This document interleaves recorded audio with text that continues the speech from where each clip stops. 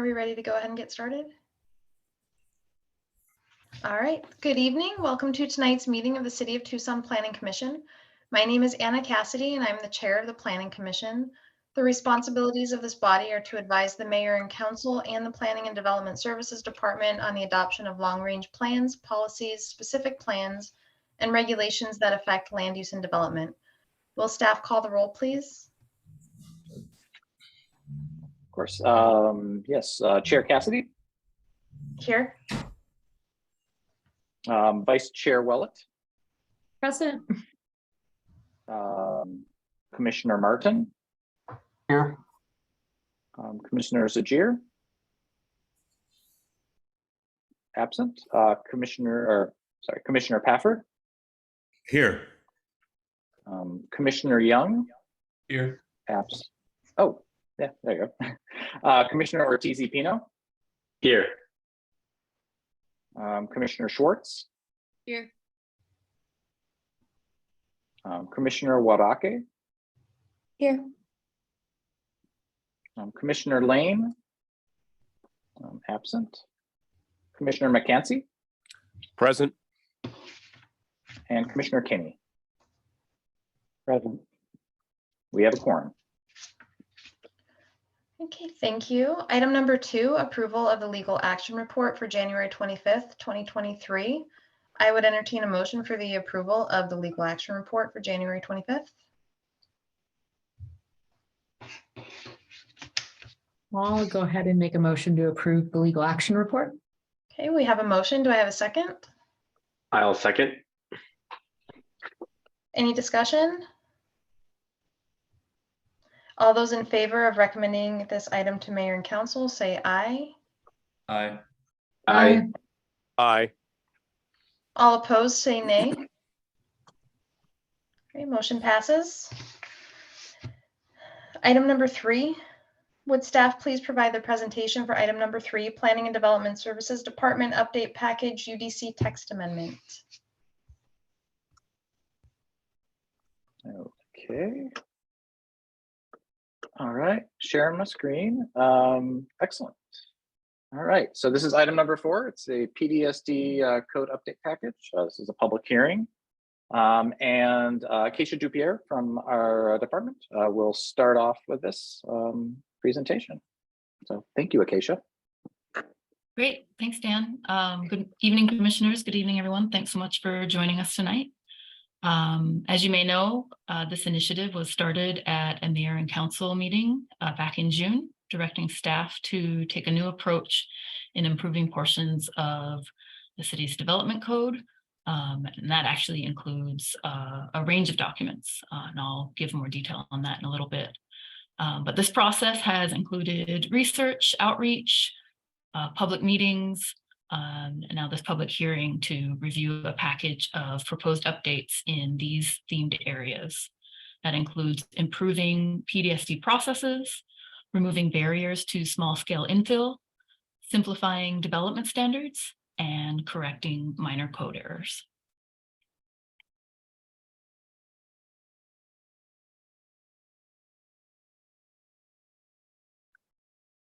So as I mentioned, development of this package has included outreach, and that has been to stakeholder groups, neighborhoods, and development representatives.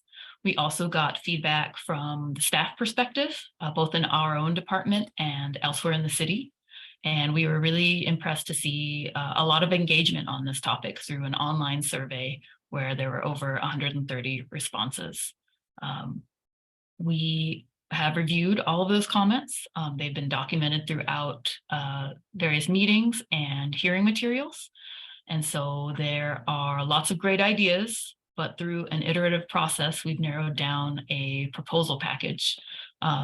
We hope this is a productive first chance at this kind of proposal because we have record of all those comments and we'd like to consider them in the future, perhaps in a similar kind of initiative.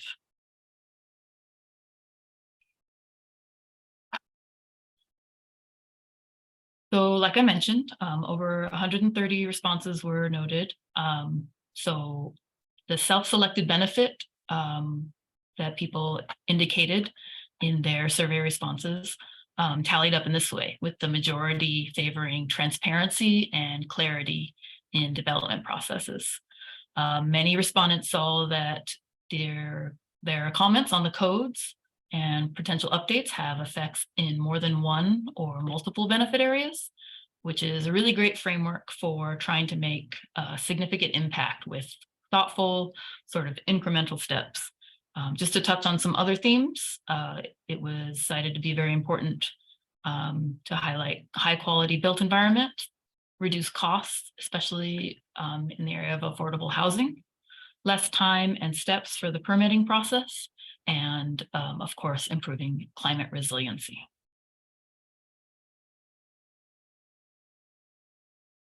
So through that iterative process, we have fallen on 10 sort of parts of this update proposal. They are color coded up on the screen here because they are actually in different documents, and I'll describe those in the next couple of slides. But as you can see, all 10 here, starting there under improved PDSD processes, allow administrative special exception for certain water well upgrades, remove the PDSD director decision process for wireless communication facilities that are co-located, require zoning examiner legislative procedure for major change in condition. I'm going to jump down to remove barriers for small scale infill, since we are focusing on the UDC tonight. And that includes remove setback requirements between townhouse units, reducing parking requirements for small multifamily residential development, and allowing accessory structures in front yards for shade and for carports. And then under simplified development standards, the item is standardized building setbacks on major streets and roads. And the presentation tonight also includes correction of minor errors throughout the code. So I said a couple times that the full proposal package affects more than one document, and each has its own amendment process. We are focusing on the Unified Development Code, the UDC. That's the main one that many of you are very familiar with. The admin manual here on the screen in orange is supplemental to the UDC. It establishes more application requirements, procedures, and fees, and its amendment process is different from the UDC. It can be initiated by mayor and council, the city manager, or an applicable director, and the final decision is made by the director. And then the technical manual is really focused on just that technical standards. So that is a different process again. It includes the City Development Review Committee and is decided by the city manager. So tonight's focus, on the next slide, please, is just the UDC. And so that explains the shortened list from the full code package provided, just to give you context. So that's why we're here tonight. And just as a visual, those are the items that we're focusing on tonight. So I'll go into some of the outreach and give more background there. Our team held 2 public meetings to gather feedback on the full proposal. That was last month. January 10th was a virtual meeting and January 12th was in person. We had 90 people attend between the 2 events. And after a presentation, there was discussion and feedback, and our team took down comments of both support and concerns through that discussion, as well as through paper and online comment forms.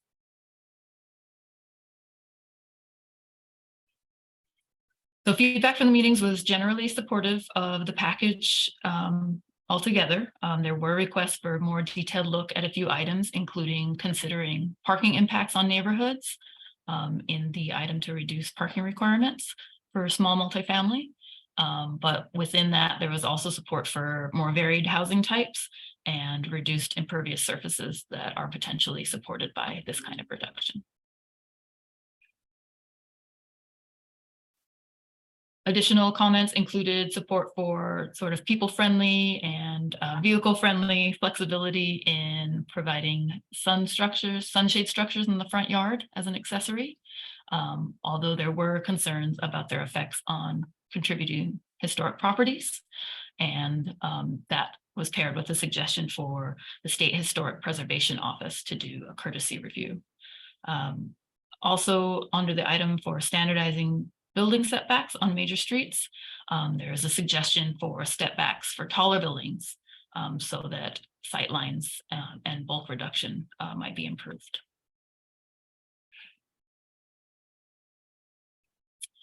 And then at the end of last month, we held a Planning Commission study session, many of you know.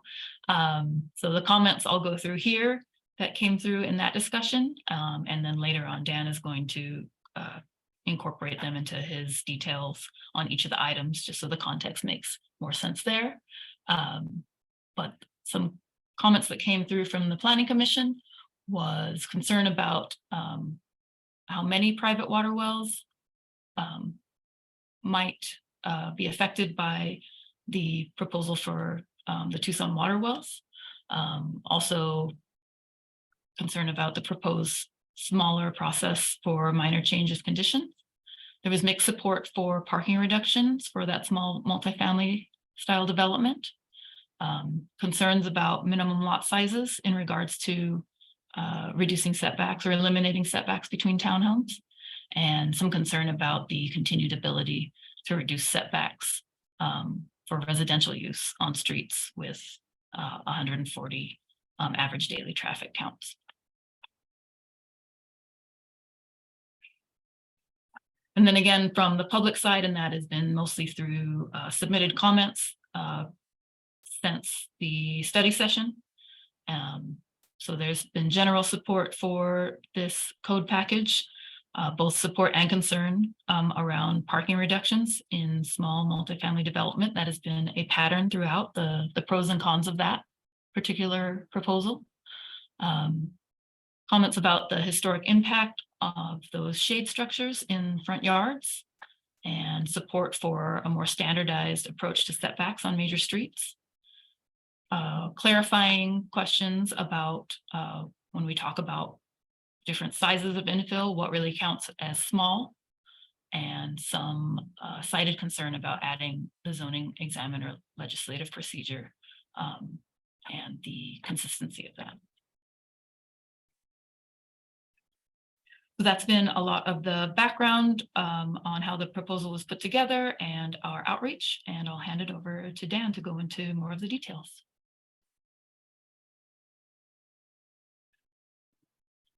Great. Thanks, Acacia. I really appreciate you going through the background on that. And talk a little bit about the proposed code update package that we have in front of you. So there we go. Just kind of touching back on kind of what Acacia went over previously and kind of how this is organized.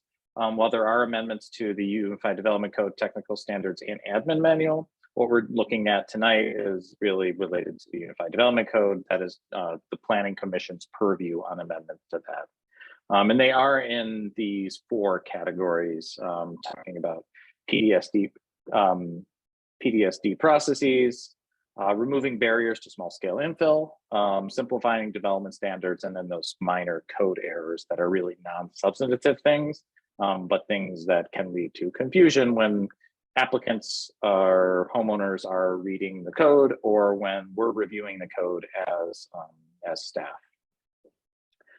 So how these were chosen. The following criteria was really utilized to choose the 10 proposed updates or those 7 UDC updates. So the overall, basically, of how we looked at these were overall impact of the development process, how much of an effect will it have on that.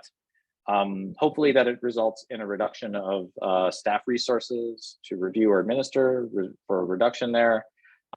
We are looking at what would have minimal negative impacts on existing development or properties as well. So biggest bang for your buck, I suppose, or low hanging fruit. And then legal feasibility of the proposal. This is something just kind of related to, we had several suggestions for mirroring the Pima County commercial lot split, and how they deal with those.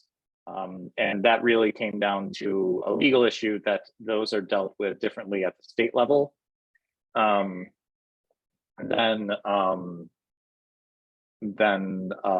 we would we are allowed to do as a municipality. So that's the reason why that was not able to be addressed, particularly with this. There were also larger policy related things that came up for this. So items such as revisions to our flexible lot development. These are things that really are generally done as one-offs. We had several, requests to reduce parking minimums and removing all discretionary processes.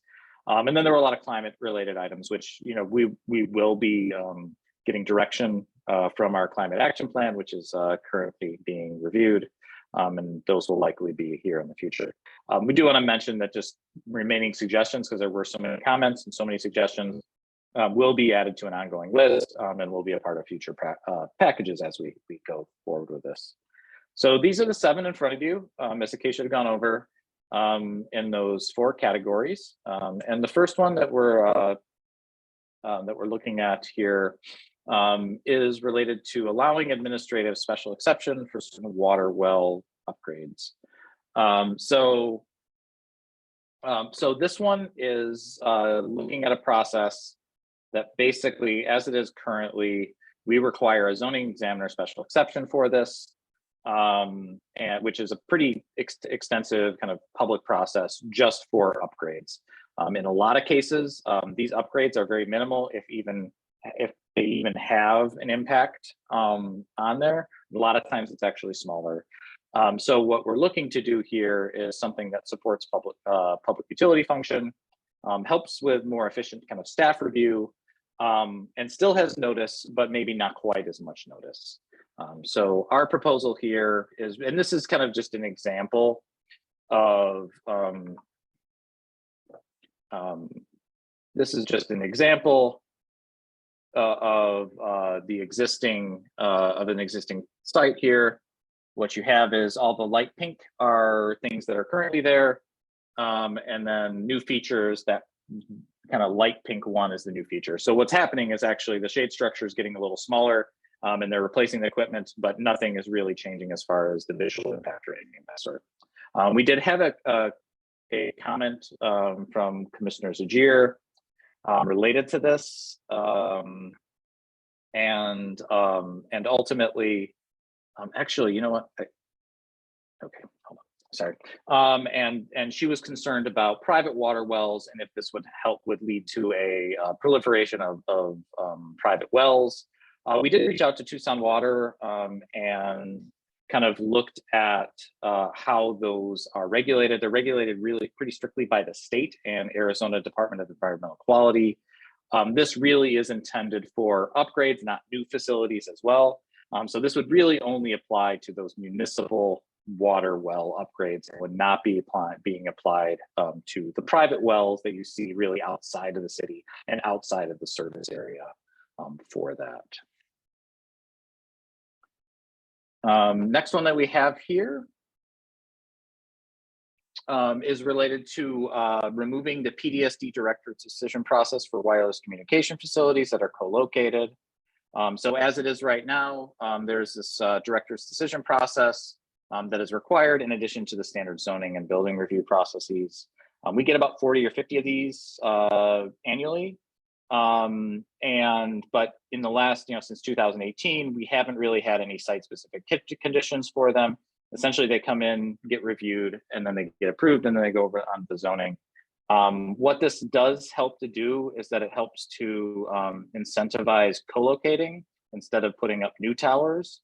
So the goal here really is to help with that process that isn't really providing much of a benefit, but would incentivize or help to lead to more, hopefully, co-locations instead of new towers going up related to this. I do want to point out that this is not would not apply to new towers or the new 5G facilities. It would just be on existing poles and existing towers for co-locations. Third one in front of you is to require the zoning examiner legislative procedure for major change in condition.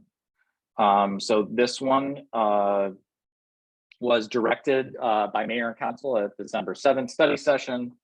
This proposal basically would align our major change of rezoning condition with other similar processes, such as what we do for a change of condition for a planned area development, for our mayor and council special exceptions, or zoning examiner special exceptions. It has pretty limited purview, 1 to 3 cases or so annually between 2018 and 2022. So the last 5 years or so, we haven't seen that many of them. It's pretty consistent going back a ways too. But we did have some comments at our last meeting related to this, just to kind of talk about maybe a minor and major process for this. So this is a major change of condition. There is direction in our Unified Development Code for what a major or a minor is. I just wanted to talk real quickly about that. Looks like Commissioner McCann, have your hand up. Yes, on the previous slide, what are federal shot clock requirements? Oh, okay. So there are requirements for federal requirements for cell towers. This is in order to keep municipalities from basically dragging their feet and keeping new facilities from going in. So you have, I believe it's 90 days from when the application is received to when it's approved, in order to basically make sure that they meet all the conditions of the code and then approve them. Great, thank you. Yep. Yes, and then so back to the major changes of rezone. Oh, sorry, go ahead. No, I'm trying to get my hand off. Okay, no worries. Got it. Cool. So minor and major change of rezoning conditions. So major change of rezoning conditions are those that meet kind of this following criteria, just to kind of clarify that there is a minor process for smaller changes versus larger ones. There's also an administrative policy for ones that really don't make much change at all as well, but need to be made. Essentially, if density or there's an increase to non-residential floor area by 10% or greater, or more than 50 units, it would trigger that major change of condition. Design conditions that are established to adapt specific site conditions or intended to mitigate development impacts on a site or surrounding land uses. So if there was a requirement for a wall that would be there for screening on the, from the neighbors that are nearby, it would be something like that. If that were to change or need to change, that would have to come back, because that would be changing that that mitigation measure that's been put in there. A use condition that involves an illustration on a preliminary site plan, or a change in a condition that only a specific set of uses are permitted on the site. So if there's limitations on uses, or if you have, generally what happens with the rezoning, you have a preliminary site plan that you get approved. If the orientation of those buildings change, or the uses of the types of those buildings change on the site, it would have to come back for this. Again, that's one of those things where generally, you know, you have expectations of what is approved as a rezoning. This would change what those expectations would potentially be. And then change to a preliminary site plan when a building area is substantially reconfigured, such that traffic generated would increase by 10% or greater. So if it has a larger traffic generation, that would require you to come back into the major change of condition. Commissioner or Vice Chair Willett, I see you had your hand up. Thanks, Dan, appreciate it. I appreciate you coming back with this clarification as between the difference between major and minor changes.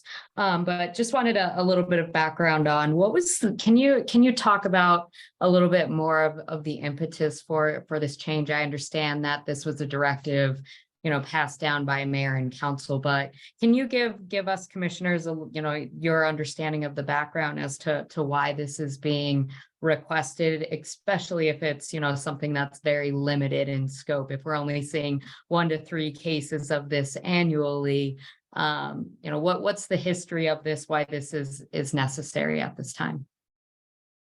Of course, yes. Thank you, Vice Chair. So ultimately, what the impetus for this direction were a couple different things. One was to make it consistent with other processes, but also it would allow for, when there is a major change, for the public to get educated on it early enough to be able to provide their input, so that gets basically incorporated into the zoning examiner recommendation and potentially the proposal and conditions before it gets to mayor and council for that public hearing.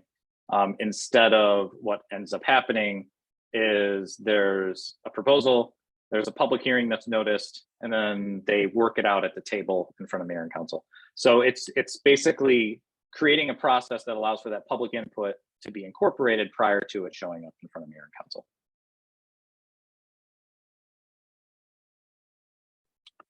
Thank you for that. I appreciate it. Of course. All right. Okay. Next one is to remove setback requirements between townhouse units. So this is one of those situations to where, as it is now, it's challenging to build townhouses, basically because our code has internal lot line setbacks for attached units, which make it pretty much impossible to do with the underlying zoning, and forces you into either creating a condo and then converting it, or basically using the flexible lot development, which incorporates a whole bunch of other different standards as well. The proposal here would be that in zones that allow for multifamily, R2 or higher, you would allow for single family attached dwellings within those, and then clarifying that those interior setbacks do not apply between units. You would still have all of your other setbacks that would apply, perimeter yard setbacks, but the interior setbacks would not. The goal here is to facilitate a type of development, missing middle housing that provides really more home size and cost options for people. It helps to encourage that small scale infill development that we're trying to do. And it really allows for more efficient use of space on sites for these. This is a housing type that is already allowed as a rental. So it's something that we see as, yes, it can already be a rental, but it just can't be as an ownership unit, essentially. We have received some feedback from Commissioner Martin related to this. Just about the limited applicability due to the minimum lot size. We did make a change in your materials between last one and this one that basically would allow for minimum lot size that's equal to what's allowed for by multifamily development currently. So it did reduce those minimum lot sizes for the townhomes to allow for them to fit on the sites. One other thing that has come up related to this is just that by allowing for it by right instead of the flexible lot development, you don't necessarily have a couple of those protections that are in there. One is the 2-story next to the 1-story. The other one is privacy mitigation, which was hashed out within the flexible lot development a while ago. Related to this is no different than a current single family home and their requirements. So what we have in this that the flexible lot development doesn't have. Flexible lot development allows for reduced setbacks from the perimeter. You would still have to meet the perimeter yard setback, which is a variable setback. So the taller you get, the further back the building would have to get. So while we're reducing the internal setbacks, the external setbacks would still have to meet what is currently allowed by that zone, essentially. So next one on the list is related to reducing parking requirements for small multifamily residential. As it is right now, commercial parking standards are triggered on sites with 3 or more residences. This requires more space dedicated to things like landscaping, but also basically paving. It ends up results with more impervious surface, stormwater runoff, things of that sort, and then less room for actual housing on those sites. What we're looking at here is making a change to several things in order to allow for more efficient uses of those sites. First one is requiring 1 parking space per unit for sites with 2 to 5 units. So that's what small scale, that's what we're talking about, smaller multifamily for this. We would add in more flexibility for some of those design standards. So those are things like surface requirements. It has still have to be a dust-proof surface, but maybe something that isn't necessarily asphalt. We would allow for alley access in certain cases, as long as the Department of Transportation has reviewed it and it's an alley that can handle it. And then, yes, those alternate surface requirements. Our hope here really is that this helps to lower the number of sites that trigger commercial parking standards. It encourages that small scale infill and allows for that more efficient use of sites. We have had some concerns about parking impacts on neighborhoods, including the negative effects on walkability and aesthetics. Just related to that, this does, there's always trade-offs. This does help to achieve climate goals of the city. So reduced urban heat island effect, stormwater runoff, supports transit. It helps to reduce cost of development overall. So one of the things that comes up and continues to come up is just that parking on average adds about like $142 per month to rent. So when you can basically remove or reduce the amount of parking spaces for each unit, the rents come down related to that. So it helps to reduce those costs of development for that, and potentially build more housing and more housing units. It helps to support infill development, increased density, and more efficient use of infrastructure. And it does, the use of on-street parking utilizes paved area that otherwise would be unused. And when you have a narrower area in your street and cars parked there, it helps to reduce traffic speeds on residential neighborhoods.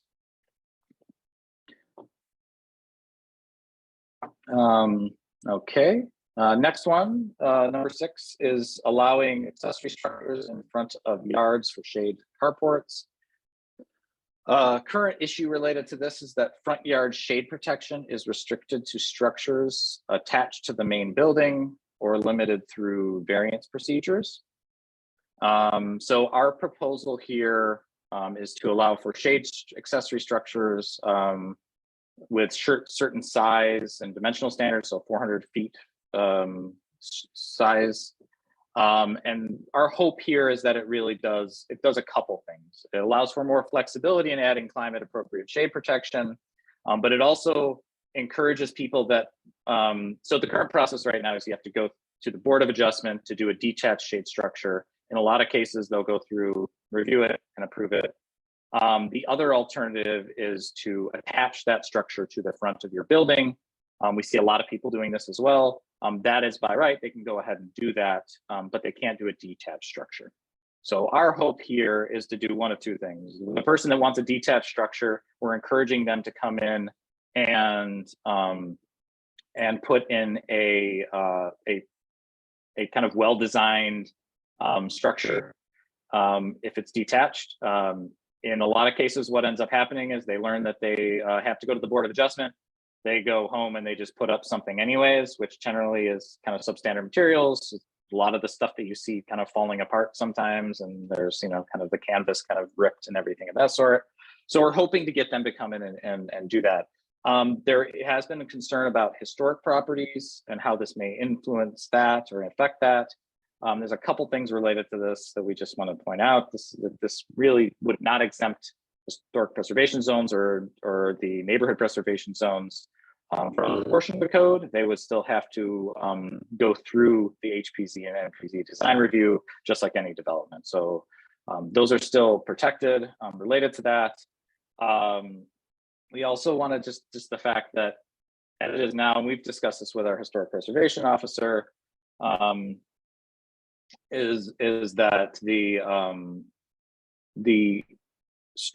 incentivizing, essentially, which is what we do, incentivizing attaching the structure to the front of the building has a larger effect on the contributing status within those National Register historic districts than what we're proposing, which would be the detached structure, which does not affect the actual facade of the building, and would have less of an effect on potentially delisting those structures. It's not to the level of something like an opaque wall in front, which could potentially delist the structure. It is a transparent structure that you can see through, and in most cases would not have any effect on that related to that. Okay, and then number 7 is related to standardizing building setbacks on major streets. So the issue here really is that we have variable setbacks along our major streets. What happens, as you can see kind of in this graphic here, as you go up, it pushes you back further with your building. And you see what ends up happening is that you have an inconsistent setback of buildings along our major roads, which is not a very good urban design principle. But also what it does is it pushes it back further, and it leads to a situation to where you have a sidewalk, and then you have parking and asphalt, and then you have the building, leading to a couple issues. One, the pedestrian trying to get to the building that's over here has to cross the parking lot and deal with all the traffic and cars that are there. You have the person, also the pedestrian, walking along the asphalt, dealing with the urban heat island effect that's there as well, related to that. And then also, I've just the feeling of walking in an area that's super open where there's asphalt and then a road is not particularly comfortable either. Having that building there helps with that comfort of that area. So what we're proposing here is to standardize those setbacks on the major streets to 10 feet for the non-residential development on arterials and collectors. We did make a couple changes to residential. The goal here is not to make, is basically to simplify those, so it's easier to understand. It was not to make major changes related to that. I'll talk a little bit about this in a second. We have Commissioner Martin's comments that he had put forth. I think we've addressed them to make sure that at least all current rights are maintained moving forward for those residential setbacks. So what we basically have here, and then we have received a little bit of suggestions. This was back from our public meetings for step backs for taller buildings related to this. What we've looked at is that there are very few, and I'll show this in a second, areas along major corridors that allow for buildings taller than 40 feet. So we have pretty low building height standards in the city of Tucson. And generally step backs are used on roads with more narrow rights of way and not necessarily rights of way like Tucson's major roads. So I think 4th Avenue step backs make sense because it's much more narrow. A lot of our areas downtown, as you start getting into places like Grant Road, where there's 150-foot right of way, generally the rule is about half the right of way. So like 75 feet or so is an appropriate building height to be right up against the road. So that is something we did look at and we took seriously. I think that once you start to take a look at the map I have here in a second, you can kind of see the limited impact that could potentially have. So just kind of as an example of this one, of the 2 different types of things. So Acacia did a good job finding 2 different safe ways that we have here. This one is along St. Mary's, which is a situation again where the building is set back. You have the asphalt here, and then you have the sidewalk running here along with the road. And then this is the kind of alternate situation, which would be a safe way here that's potentially 2 stories, right up against the road with the sidewalk, and then the road here, creating kind of more of that pedestrian environment related to that. This, just as an example, we did that analysis. The 75, the areas that are greater than 75 feet, most of these are industrial areas, or they're OCR1, OCR2, and they're downtown. So if you look here, that's the airport. That's all I-2. All of these these are all in the approach departure corridor for Davis-Monthan. That's all industrial land. This is industrial land as well as some of the land out to the east. There is 4646 Broadway, which is OCR1. That is over 75 feet. That's that tall building that you see out there, which doesn't meet current setback standards. We have different setback standards now than we did when that was built. And then this one right here is actually Tucson Medical Center. Beyond that, there are very few areas that allow for greater than 75 feet in the city of Tucson. There are some that are between 40 and 75 feet, not a lot, but you can see some of them. There's a little stretch that's along Speedway here, kind of east of Country Club. And there's a little portion over here that's along Grant Road and First that's over here. But very little areas that this would actually have an effect of having really tall buildings right up against the road. And then I want to just really quickly go back to what I would talk about previously about this was that comment about 140 average daily travel roads. So this was a standard when we were trying to simplify and get rid of all of our standards based on either variable setbacks, developing areas and established areas, along with basing it on average daily travel. We had 3 categories of average daily travel. Each of them had different setback standards. It was very confusing for applicants. It was confusing for our review staff as well. One of those was related to 140 ADT average daily travel that is utilized on smaller roads and is used quite a bit for flexible lot developments and some newer subdivision residential developments. Our intent wasn't to get rid of the kind of rights that people currently have, development rights, and they're utilizing quite a bit. Our goal was really to address the commercial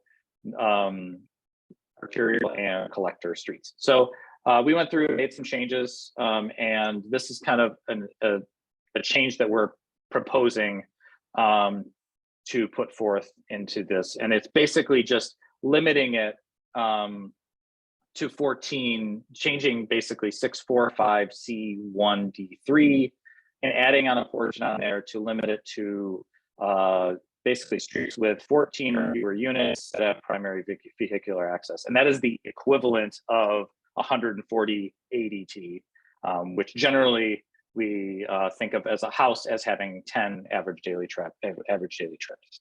So that I wanted to just kind of point that out. That's not in your materials. That would be a change that we would be recommending to the materials in front of you. Hey Dan, I've been trying to raise my hand, but I guess. Oh, I thought you were clapping. Okay, sorry about that. This standard doesn't work because it requires on-street parking, and that requires a 51-foot right-of-way, where the reduced setbacks are used is usually with the 40-foot right-of-way that has no on-street parking. So this does take away the existing rights under the code. So I wasn't able, I was out doing some work and I wasn't able to read it, fully this afternoon. So if you keep the on-street parking, then this won't work. So, I apologize that I wasn't able to, look closer at this today, so. No, thanks, Commissioner Martin. I mean, we can, again, the intent here is to make sure that we're not taking away anything from this and not making any major changes to those residential setbacks. So we're happy to remove the, if that's your recommendation, we can remove that on-street parking portion. Yeah, well, this does, because like I said, we use the narrower street all to, to increase the density, because otherwise have parking on both sides of the street, you have to have a 51-foot right of way. So that contradicts trying to increase density on smaller projects. 14 lots are fewer, or at least on the street. So thank you. Okay. No, thank you, Commissioner Martin. I appreciate it. Commissioner Willett, or Vice Chair Willett, you have your hand up. Yeah, thank you, Dan. Just out of curiosity, if these, whether the language is correct here tonight or not, can you speak to us as to what process? I understand we're working through, some changes and trying to land on a target, if you will, as to what's acceptable, what's not. And some of those things come with, just experience, if you will, and seeing what changes work and how the community reacts to those changes. So, can you advise us as the commission as to what, if something were to change today, what other processes are available for applicants going through the process here, if a setback doesn't work for their project and they need to ask for a reduction and perhaps a modification to those rules of measurement, if you will, as to how they relate to on-lot development for homes and setbacks, what have you, adjacent to lower trafficked streets, what processes are available? Yeah, of course. There are a couple different ways to potentially reduce setbacks. One, via the flexible lot development, but again, I don't think this would quite address that. You could do so through, either a variance or potentially a DDO. That said, the goal here really is not to make a change that would require that. So we just want to make sure we get it right. That's all. And it sounds like if we remove the on-street parking portion, we could also potentially go back and just add in the 140 ADT and just leave it at that, if that is the recommendation of the Planning Commission. Our goal, again, the goal here was it was basically just to clean it up, to make it a little easier to understand. So that's also something we could potentially do moving forward.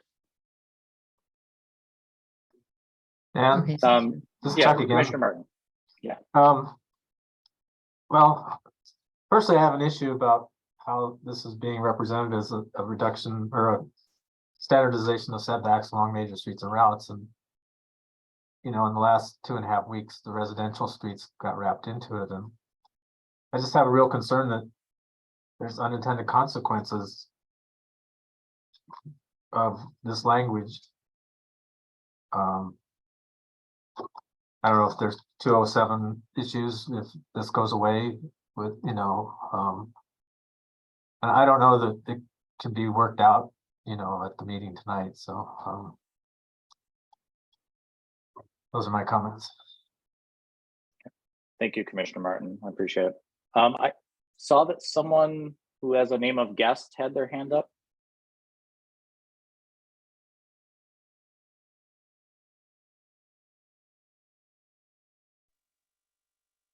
Hey, Dan, this is Elisa Hamblin. I think that was me that had my hand up. Can you hear me okay? Yes. Okay.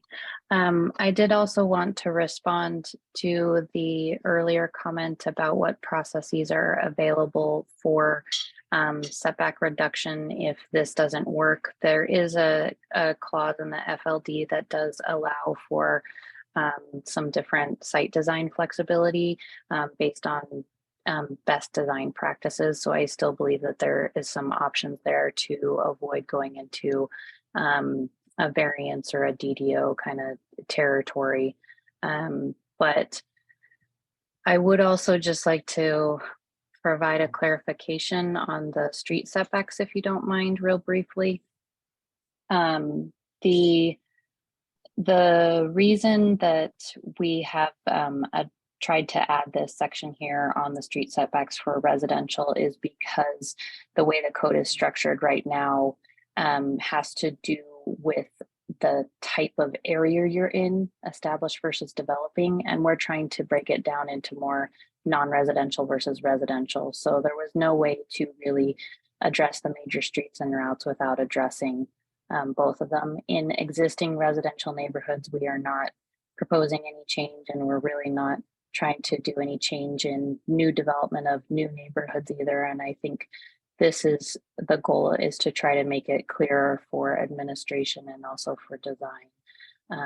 And again, because those sections of code are so interrelated together, they kind of had to be addressed at the same time. Thank you for letting me tack in that information.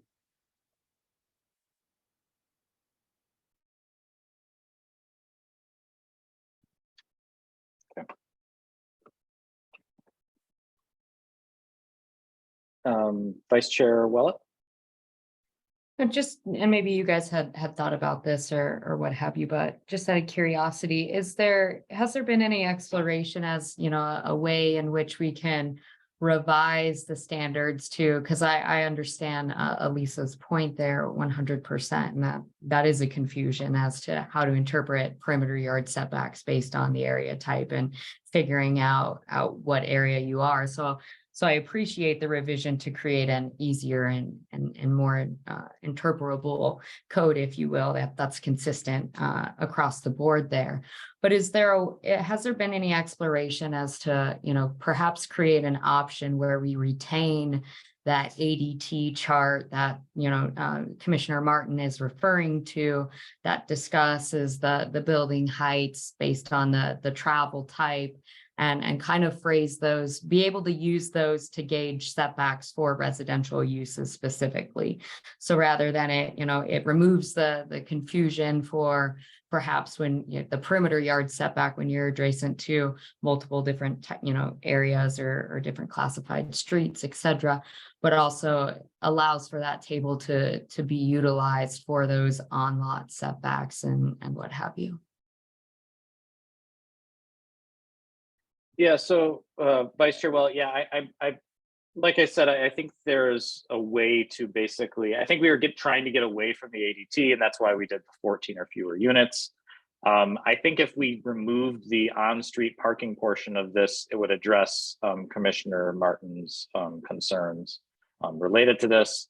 We will also make sure that we run this by our city attorney's office to make sure that we are not having any unintended consequences prior to bringing this forward to mayor and council. But I believe that either of those, either bringing back the ADT or striking the on-street parking portion of this would address those concerns. Thank you. Yeah. Okay. Commissioner Kinney, I see you had your hand up. Yeah, thanks, Dan. Real quick. If I'm following correctly, and there's a good chance that I'm not, if we were to remove the on-street parking piece of that, it seems to me that it would be pretty much substantially the same as subsection D2 right above it. So I'm not sure that removing that would actually solve anything. We might just have to get rid of that whole subsection 3 entirely, but you'll look at that, I guess, as you said, you'll take a look at that and let us know what you think.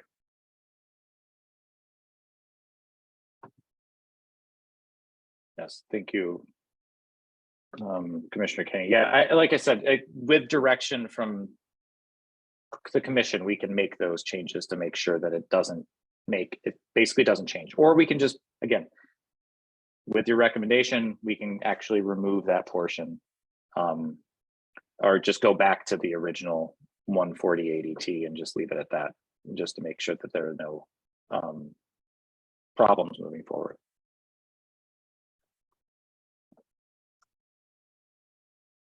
Okay.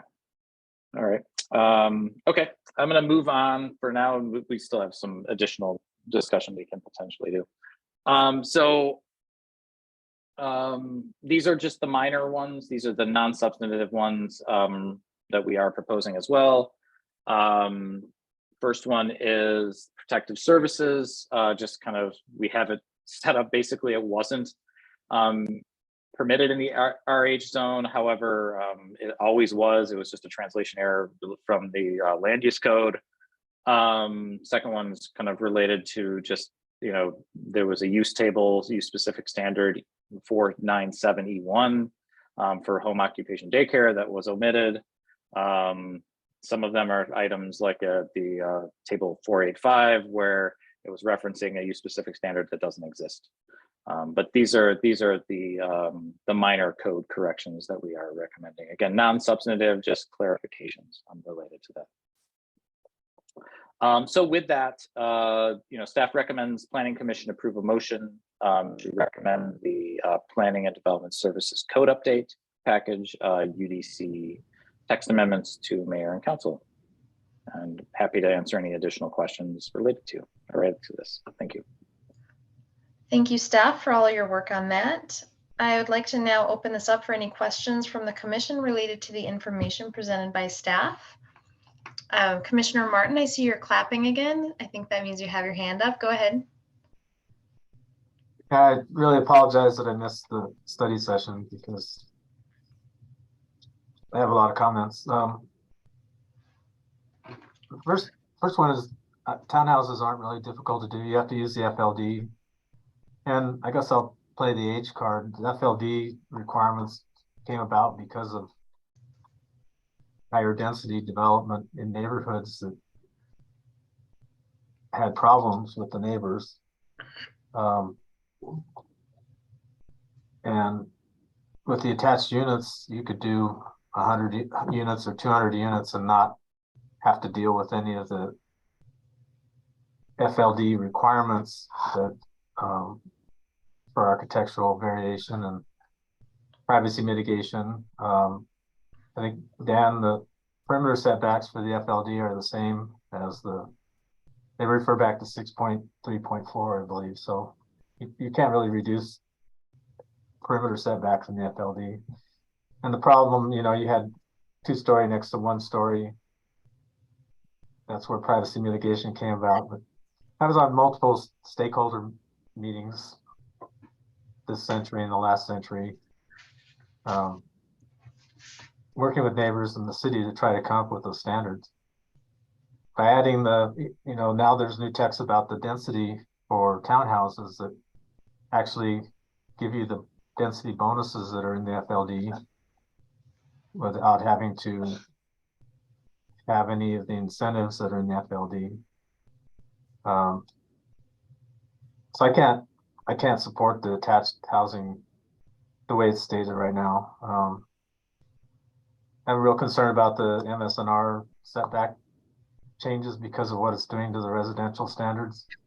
And I've been trying to work with Dan and other staff to try to come up with something that works, but I don't think right now that it works. There's a potential of losing the reduced setback for smaller development.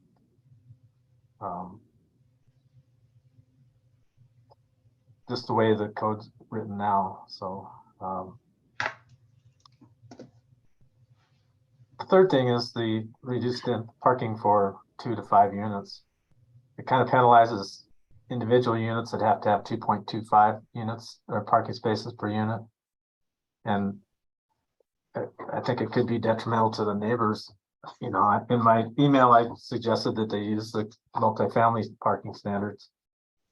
And maybe it doesn't need to be that onerous. Maybe that can be revised, but 1 space per unit, I think could be a real problem. So, I have concerns that if this is being passed as by one motion, that I won't be able to support it because of those issues. So. Commission members, I am going to be, when we get to the point where we're making motions, I'm going to be separating each of these items out, and we'll be able to vote separately on them. So if there are items that don't have any concerns, we can go ahead and get those moved through and just focus on the ones that we think need more work.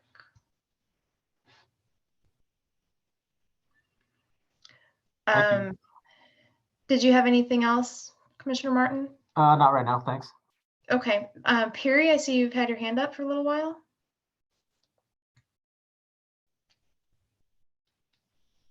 Yeah, hi. Sorry about that. I just wanted to chime in regarding the motions, and I can do it again at that point in time. In general, when a item is brought to the Planning Commission, the items relate sort of to each other, and the general, process is to vote on the motion as a package. But since all of these changes don't necessarily relate to each other, there's the potential for a motion that includes all of them to just fail because 1 or 2 unrelated items might not receive the 7 required votes. So under the circumstances, staff and I discussed the notion of separating out each of the items, particularly since they're not all connected. So just wanted to put that out there. That's why this would be a slightly different vote than is normally the procedure at other meetings. Okay, thank you. Vice Chair Willett. Yeah, thanks. I appreciate that recommendation because I think there's some that are a little bit more straightforward and others that warrant a little bit more discussion. But one item that I'm looking at here, and I apologize that I'm just catching this now. It's as it relates to the Tucson water well sites there and just in and I don't know if this is a time to suggest this if it's possible, but we suggest water pumping and storage facility upgrades or expansions are allowed to utilize the administrative special exception there as opposed to the zoning examiner special exception. So as long as that the existing setbacks aren't altered and these 3 use specific standards are met. And I was just wondering if there was an opportunity to clarify or add some language to use specific standard 4911.8.9 where it talks about the screening type that's required and adding some language to suggest, in addition to the masonry wall and the compact evergreen hedge, that an option for an additional opaque barrier that achieves the same intent as those 2 material types can be provided as well. I understand the intent there is to ensure that there is some opaque barrier, but if Tucson Water has the ability to achieve a similar screening type, and I think it's common on a lot of their other well sites to do a chain link fence with tan privacy slats, etc. Or if they can come up with a completely different standard to allow that flexibility as technologies change and move forward into the future. So thank you for that. Okay, thank you. Are there any other questions from the commission?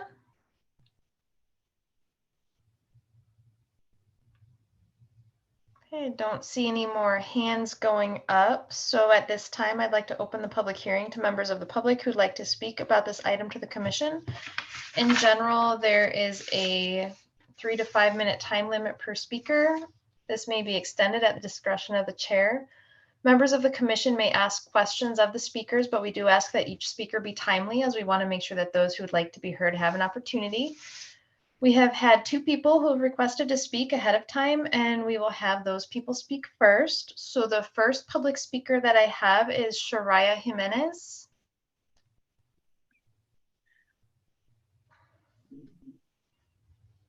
Hi, I'm first. Whoa, I was actually early with yes. Thank you all for having me today. Hi, everybody. Thank you, Dan, everybody who's here, staff for working on this. I wrote the letter, so you have my comments. Basically, I'm in support, as a small business owner.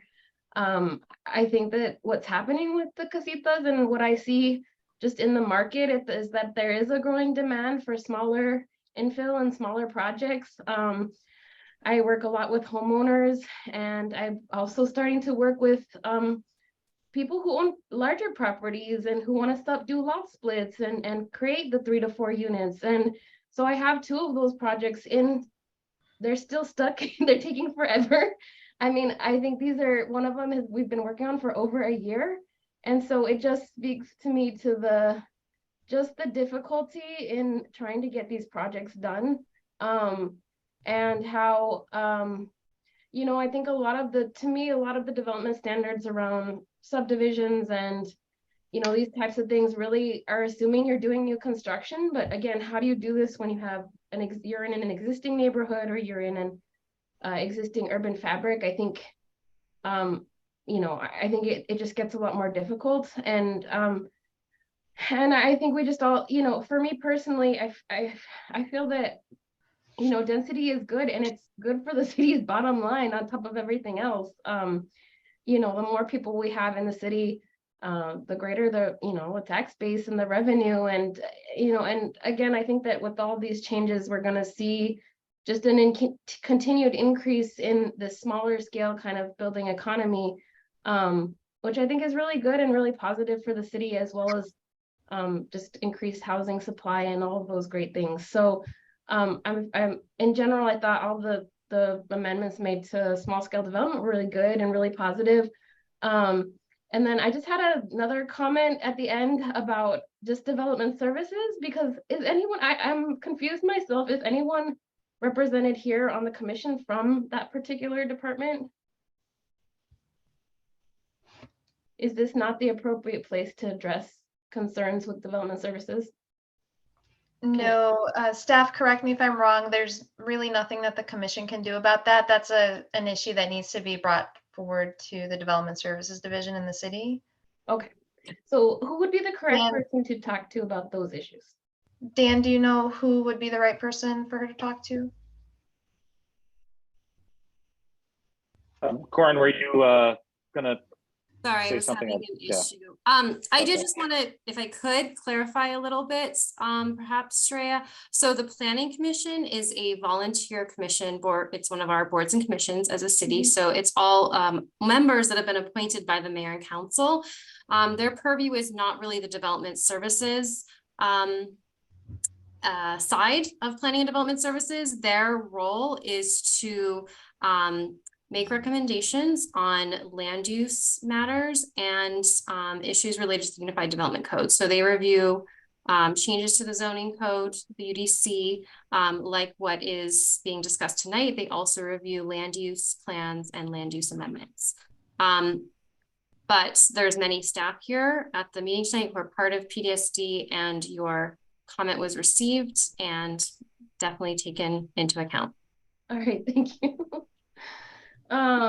Yeah, because just in general, I feel that staff-wise, you know, with the two departments, I think everything the planning staff has been doing has been really great as far as clarifying and loosening up. But then I just feel like the exact opposite is happening on the development services side. Everything seems to be tightening down much more and getting much more strict. So but that's a separate issue. But I thank you all for that. I think I've gone over probably my 3 minutes. So thank you all, and great work, and thank you, everybody. Thank you. And we'll move on to the second speaker, which is John Burr. Let's see. There we go. Can you hear me? Yes. Great. Evening, commissioners. I know some of you in the past. I sent in a letter today. I apologize for the late timing. It was discussed at the Armory Park Neighborhood Association meeting yesterday because of the concerns that have been brought up by lots of people in the historic preservation community over the last number of weeks. I've been in touch with Dan about these updates since probably October or November. We've had a lot of conversations. I even have his cell number, which I won't give out. I've worked on code before. I worked with Chuck actually on the infill incentive district, the big redo in 2015. I'm not, because the letter's in the record and you can read it, I'm not going to go through everything. And I'm gratified that when presented tonight that HPZs and NPZs are exempt because of design standards within the code. But the concern still is there for historic structures. There really are no protections for any properties that are just in National Register districts. And I realize it could be problematic because there is not a precedent within the code to add new restrictions. But if you're going to be creating a whole new by right class across a whole class, residential units, of changing a 75-year-old perimeter yard standard in the front that really has kind of gone through the last 6 iterations that I've been reviewing recently for a separate project of the code. The biggest change was allowing garages in the mid 70s to project into the original perimeter yards on structures. And that's created a lot of headaches and created the issues with the attached garages that the current HBO has talked about. But there has been no precedent for freestanding structures. And I understand that if the intent is to have transparent shade structures and transparent carports, and that their sighting of those things are off to the side and don't potentially block the view shed of an historic property, that's fine, but it needs to be spelled out in the code, because the definition of carport in the code is a building that is open on 2 or more sides. So theoretically, a proposal could come in where the back and the side facing the house are opaque or solid walls. There's no restrictions on it. It's not defined. And if the lot size is small enough, could be placed in such a way that historic properties and their visibility from the street are gone. Large scale perimeter walls above 4 feet often delist properties. These new structures could have the same potential effect. I realize all these things are trade-offs. I do want to say up front that overall, I think Dan and staff have done a great job on the overall package, and that most of these changes are good. There are going to be some unintended consequences, and I hope that the language gets refined a little bit better before it's forwarded to mayor and council, so that you have a complete draft, because I'd like to see the intent behind all of these changes move forward towards mayor and council, but I'm very concerned about the language. My letter included just thoughts on suggested language that I hope the commissioners will consider when they're looking at accessory structures in the front yard. A previous HPO, Jonathan Mabry, often brought up in meetings that certain residential historic districts that have been on the books since the 70s and 80s actually probably would no longer be eligible for listing. And he specifically mentioned Sam Hughes because so many people put new garages in the street frontage or in the side where it visibly block things. And if new structures are built in front of historic properties, the question could come up. I did not suggest that SHPO should be consulted or make a recommendation on individual properties. I requested that SHPO be consulted and give guidance, because historic property owners have no idea that if they do these and do ultimately end up delisting their individual property, they will lose their tax credits and they will add to the demolitions or non-contributing status in vulnerable areas that there are a number of them that are getting close to the 50% threshold of whether they're even viable anymore. So I think there could be serious unintended consequences unless the intent of open, non-blocking carports is not defined in the code change, as reflected in the red line that you are referencing for tonight. Thank you for your time. Okay, thank you. I don't have any other speakers signed up, but if anybody else would like to speak related to this item, go ahead and either raise your hand or just go ahead and unmute yourself and speak up now.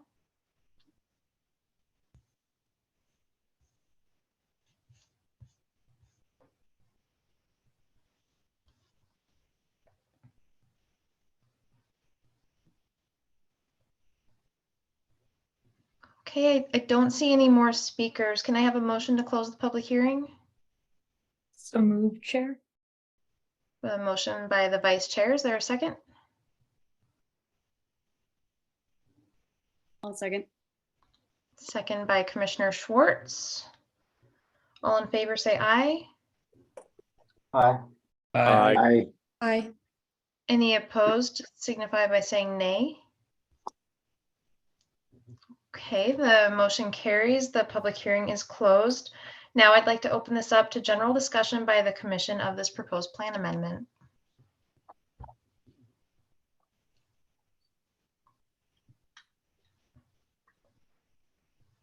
Okay, Commissioner Martin, go ahead. So my comments are based on at least 30 years of using the code. Started with the RCP and the FLD and working with neighborhood groups with the issues of development. townhouses can be developed every day using the FLD, and it's not a difficult process.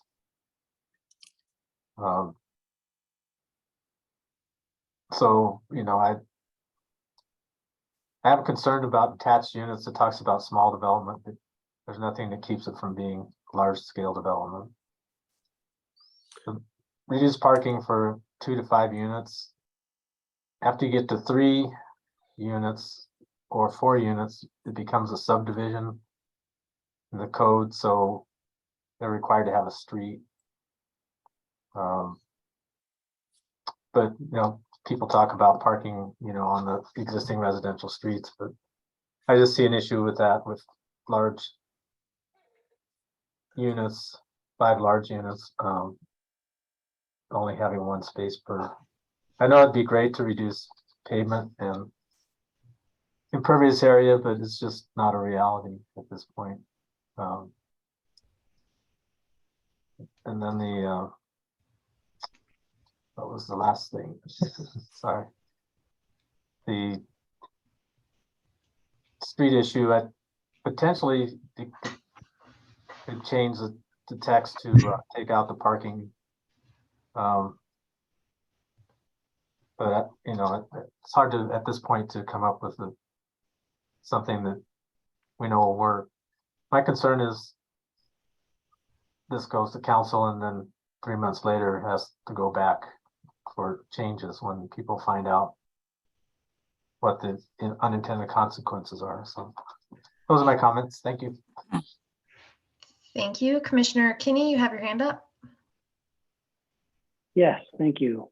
I'll speak just briefly on the single family attached townhome proposal.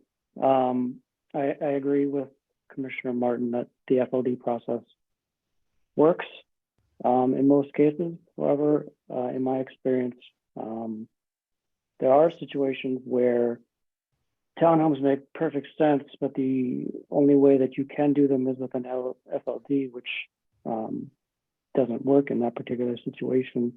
And then the other way to do it would be through condos, which also has its own separate set of complicated regulations. Specifically, I'm thinking of the conversion of existing buildings from a previous use, whether that's office or a hotel or something, into residential units, townhomes, for example. The FLD process is technically available, but a project like that can't meet the FLD requirements. Things like open space and certain access requirements and circulation requirements that FLD requires.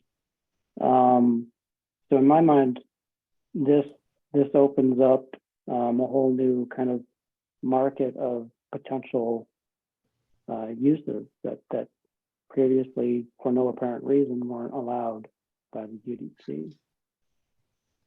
So that's just my thoughts on that one.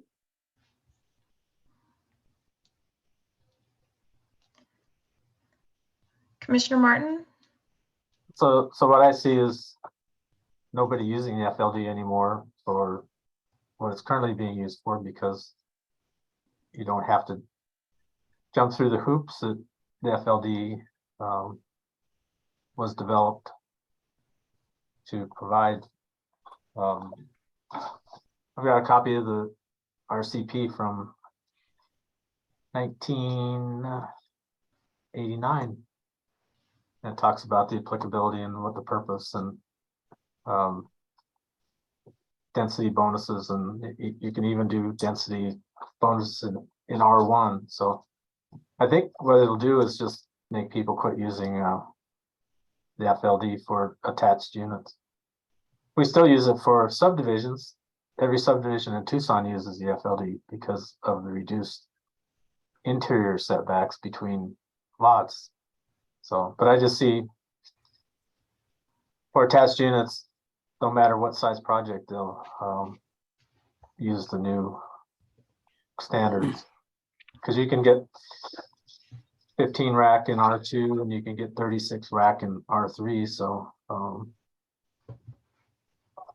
you know, go for it. there's standards in the FLD as far as proximity to transportation, saving historic structures, having more open space, things like that to give you the density bonuses, but you no longer need those to get your density bonus. So it just seems like it's unregulated, or regulations aren't thought of. So what are the unintended consequences? Thank you.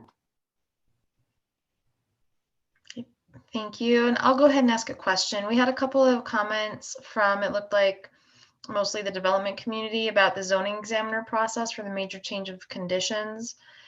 How does staff respond to those concerns about changing that process in particular? Yeah, thank you, Chair Cassidy. So there's a couple things related to that. One is that I think it may not be a streamlining of the process, but it ends up resulting probably in a better process.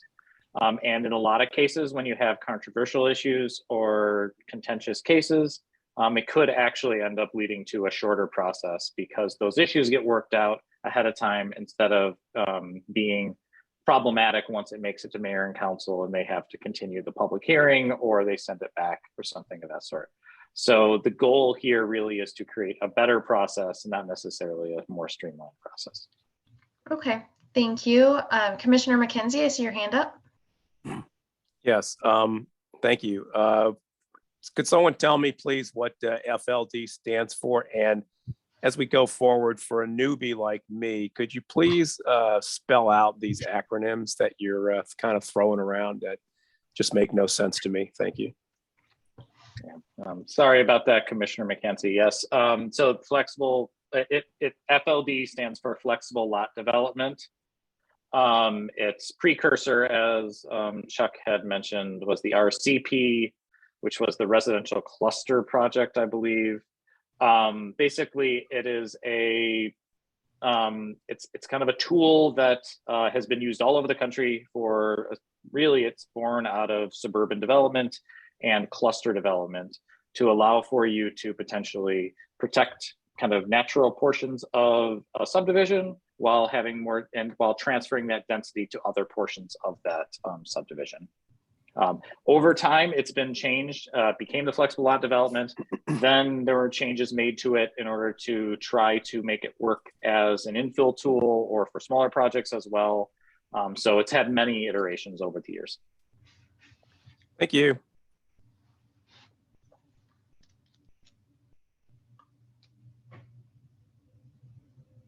Any more discussion from the commission? Vice Chair Willett? Just a couple things. Just I'm to go back with the relevance of your comment there and the question there that you begged Commissioner or Chair Cassidy, excuse me, about the major change process there. And so my understanding is, based on the presentation provided from staff, that these are really not a whole lot of cases that come up. And so my thought here is, why are we changing a code and a process where it's not entirely utilized, and demonstrating of being a problem, if you will, unless it's for those more controversial cases that require more public outreach. So I'm wondering if there's a recommendation that could be made here that, rather than completely requiring every project to go through a zoning examiner special exception process, because it does, some aren't going to be as controversial as others, and it just adds an unnecessary time, resource, et cetera, on both the staff and the applicant to go for it. So I'm wondering if there's, perhaps we flip it, and rather than requiring it outright, it becomes a situation where the planning director at the time of pre-app can make the call and require an additional process be, held. So the planning director can say, based on the area, the nature of the project, et cetera, we recommend that, and not recommend that, we require that this is going to go to a zoning examiner special exception process, and it's not just going to go to mayor and council. Again, I don't know if Dan, you can weigh in or what the impacts of that may be for us, but just something I hate. And in light of this discussion of reducing barriers to development, especially ones, perhaps that were already approved and are slightly changing, how do we create a mechanism that isn't going to create added restrictions, but rather allow for that public process to occur in the intent that we're discussing when those cases come to be. And then along lines of the attached product and the FLD conversation that was occurring between Commissioners Kenny and Martin, I tend to agree with Commissioner Kenny on this one, and that not all projects work for the FLD, and I think this is providing an additional option for us to allow for more housing to come in, especially in this time where it's needed. And so I understand the unintended consequences and what have you, and perhaps it is a difference here in my age, but I think it is something that we should take the risk and see what happens with the ability to relook at this and see allow those unintended consequences to happen with, staff obviously being at the forefront of this discussion and recognizing it of being a concern, that we can look into that and revisit this if it comes up in a timely fashion. But aside from that, that's all I have. Thank you. Any further discussion by the commission?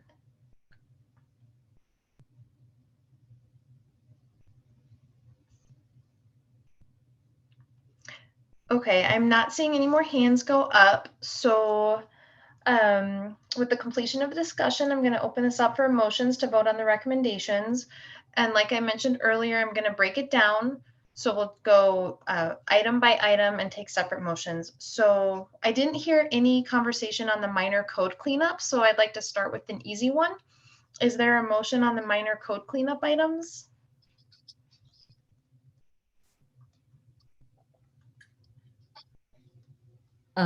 Chair Cassidy, I'll go ahead and make a motion to recommend to mayor and council staff's recommendation for the minor code cleanups there without any further additional changes.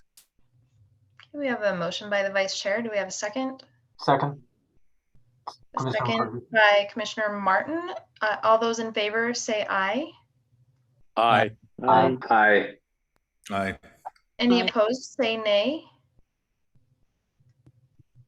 Okay, that passes. All right, so now we'll go up to the top of the list and we'll start with the administrative special exception for water well upgrades. Is there a motion for this item? I'll make a motion to have a positive recommendation for this item to mayor and council. Okay, motion by Commissioner Martin. Is there a second? Second. Second. The second was by Commissioner Kinney, I believe. All those in favor say aye. Aye. Aye. Aye. Aye. Any Aye. opposed say nay. Okay, that motion passes. We'll move to number 2, the removal of the PDSD director decision for wireless communication facilities. Is there a motion for this item? I'll make a motion to send a positive recommendation to mayor and council for item, I guess it's number 2 on the list for approval of process for wireless communication facilities. Okay, we have a motion by Commissioner Martin. Is there a second? Second. Second by Vice Chair Willett. All those in favor say aye. Aye. Aye. All opposed say nay. That motion carries. Moving down to item number 3, the zoning examiner process for major change of condition. Is there a motion?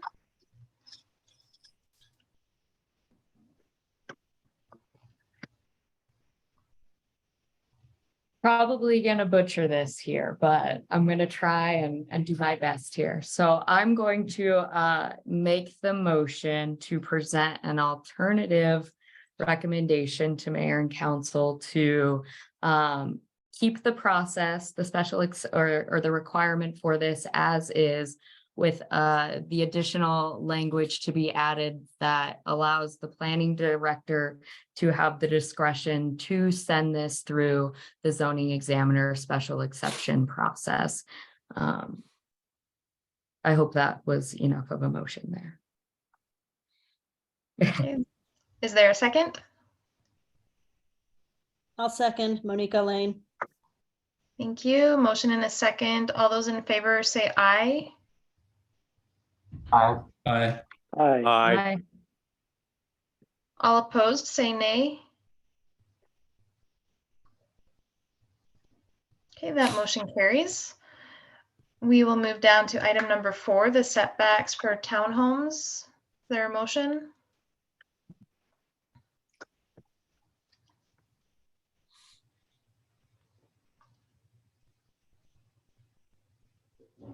I will go ahead and make a motion to move this with the positive recommendation as suggested by staff. Is there a second? I'll second again, Monica. All those in favor say aye. Aye. Aye. Aye. Aye. All those opposed say nay. Nay. Abstain.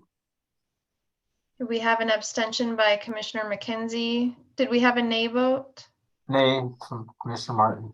A nay by Commissioner Martin. Do we need to take a roll call vote on this one, staff? Yeah, I believe we should do a roll call vote. I'm going to go through and do that. Point of order, this is Peary. Sorry. Commissioner McKenzie, is there a reason for your abstention? Yes, I just don't feel like I know enough nor have the experience to vote one way or the other on this amendment or code change.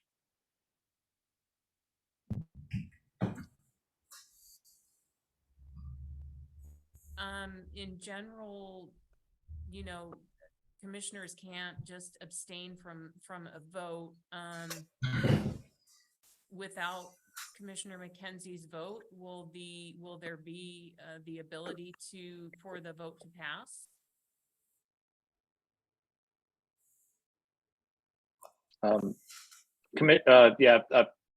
Peary, I believe we have enough commissioners here to have a positive recommendation, but yeah.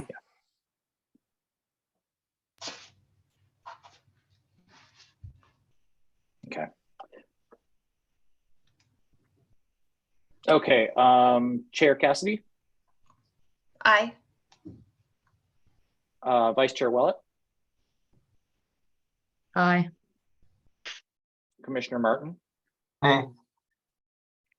Commissioner Zajir absent, Commissioner Pafford, Aye.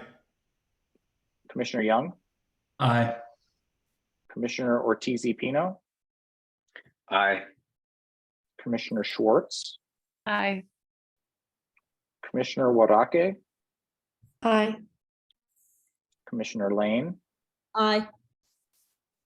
Commissioner McCancy, Abstain. and Commissioner Kenny. Aye. Okay, motion passes 10-1. Okay, thank you, staff. We'll move down to item number 5, the parking requirements for small multifamily. Is there a motion? I'll move to recommend approval of this item per staff's recommendation. Okay, is there a second?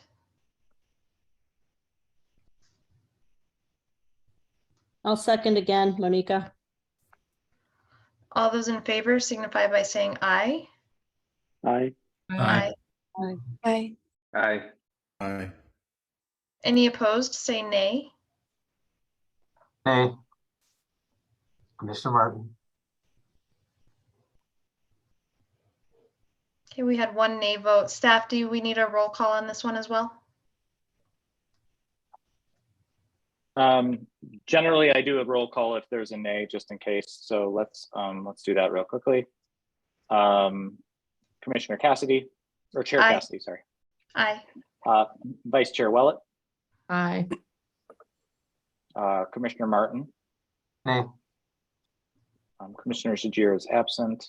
Commissioner Pafford, Aye.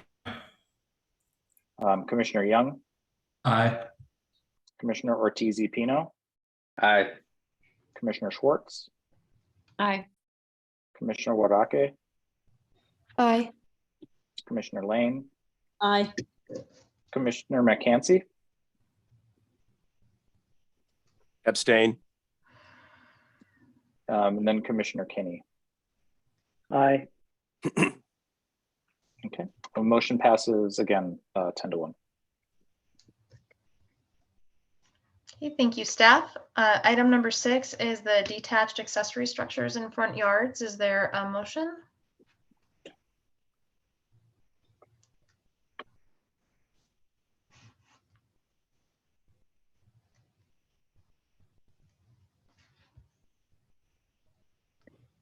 This is Commissioner Willett, and I'll go ahead and make a motion to move this item with recommendations as presented by staff.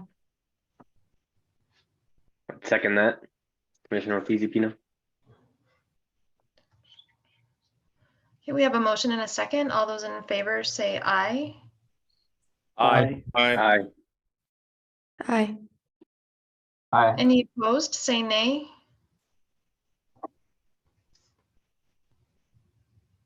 Okay, that motion passes. And lastly, item number 7 is the standardization of building setbacks on major streets and routes. Is there a motion?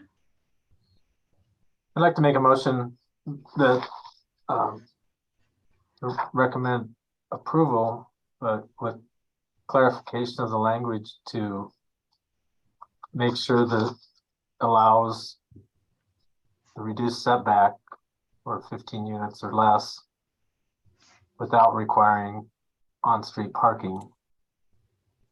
And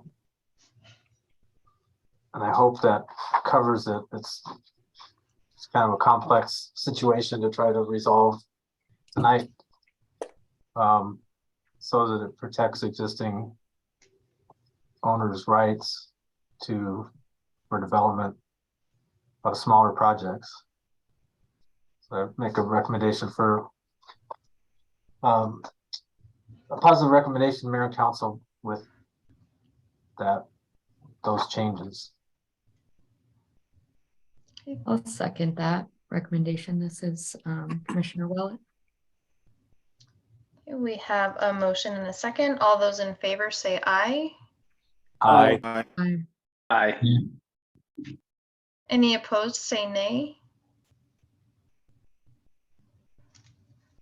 Okay, and that motion also passes. So we have gone through every item in this one agenda item. Thank you, staff, for all of that work. And I think that we are ready to move on to item number 4, PDSD staff announcements. Would staff please provide any updates to the commission?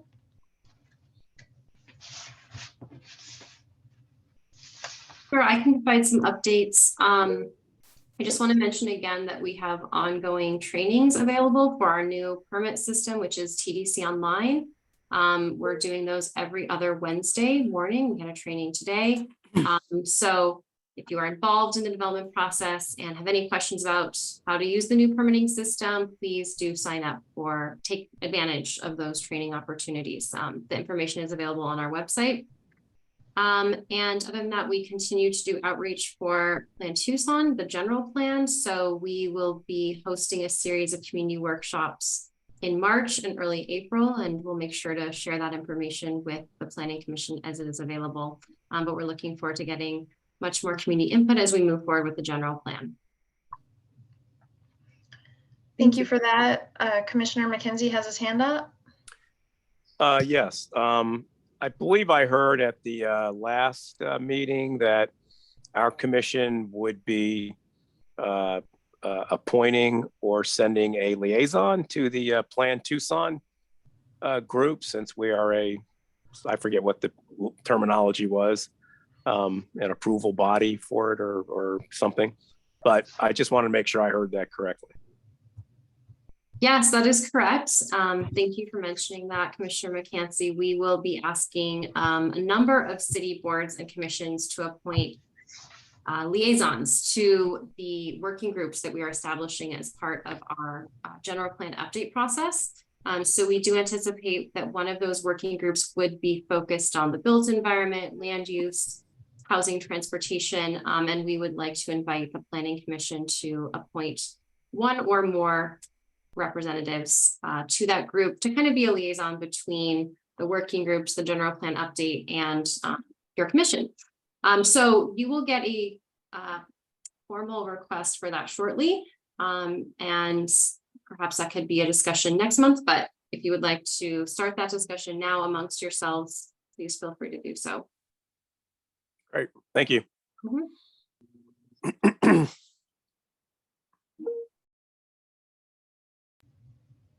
Okay, did anybody on the commission want to talk about who that liaison might be from this group?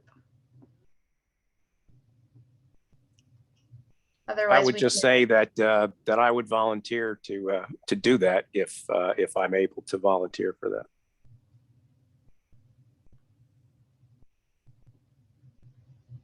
Okay, thank you. And we'll move on to agenda item number 5, future agenda items. Would staff please provide the commission with a preview of the upcoming future agenda items? Of course. Thank you, Chair Cassidy. Couple things coming up in March on, I believe it's March 15th. We have a Sam Hughes neighborhood plan update coming in front of the commission. So we haven't had a plan amendment or a plan update in a long time. But we did have a presentation on area neighborhood plans, I believe, back in the fall. So we'll have that coming to you. And then we have some smaller water conservation code amendments, or one of them that'll be in front of you potentially on that March 15th date. Okay, thank you. And do we need to take a motion to adjourn at this point with no further business? Commissioner Cassidy, I believe we have one more item, which is the call to the audience. I'm sorry, it's not on my script. So we will that is do my the call to the audience. If there's anybody in the audience who'd like to speak about an item not on the agenda tonight, please go ahead and raise your hand or unmute yourself and just speak up.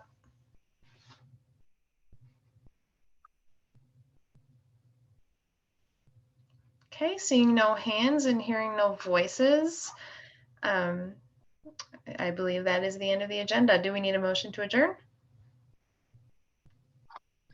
I will go ahead and make a motion there for us to adjourn this evening. Second. All in favor of adjournment, say aye. Aye. Aye. Aye. Aye. Any opposed? Okay, thank you all. We are adjourned. Thank you. Thank you. Bye, everybody. Bye, Thank you, everyone. Thank everyone. you. Bye.